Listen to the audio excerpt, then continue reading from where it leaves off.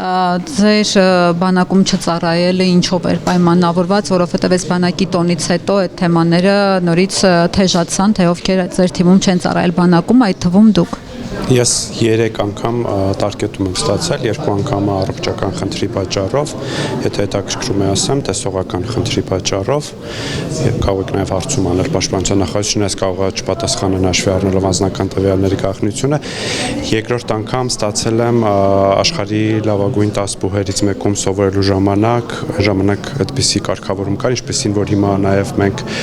ներկայացրեցինք 50 բուհերի պարագայում եւ 6 ամսով էլ այդ ժամանակ եմ ստացել տարկետում։ Այսինքն սկզբում առողջական խնդրի պատճառով, հետո ակադեմիական տարկետում, Այսպես ստացվեց առաջին անգամ 3 տարով առողջական խնդրի պատճառով, հետո արդեն ընդունվել է եւ այդ ժամանակ 6 ամիս ստացա տարկետում, մինչեւ ավարտեցի վերադարձա եւ հաջորդ անգամ եւս տարկետում ստացա եւ ազատվեցի ծառայությունից։ Ներողություն, այդ տեսողական խնդիրը ցուցակում արկա պարամետրերով համընկնում էր չտանելու, որովհետև հիմա ինչքան ես գիտեմ, տեսողական եւ այլ որոշ խնդիրների դեպքում ամեն դեպքում զորակոչում են բանակ։ Որքան գիտեմ, նաեւ վերջերս կառավարության որոշումը փոխվեց հիվանդությունների ցանկում եւ այնտեղ որոշակի փոփոխություններ եղավ, այն ժամանակ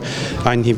տեսողական խնդիրը, որ ես ունեի, ներառում էր ցանկում, եթե չեմ սխալվում, այդ -6-ից ավելին էր, եթե դες հետաքրքրում է հիմա -8 էր այն ժամանակ եւ ես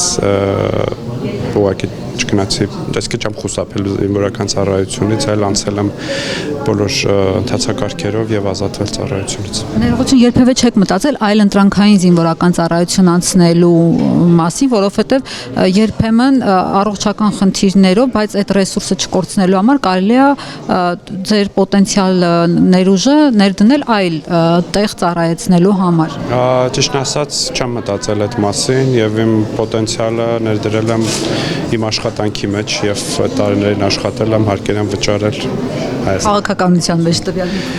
լրագրության մեջ սկզբից, հետո նաև այլ կազմակերպություններում աշխատելով, բայց երբ որ քաղաքականություն մտա, արդեն ազատված էի ծառայությունից, արդեն 28 տարեկան էի։ Շնորհակալ եմ։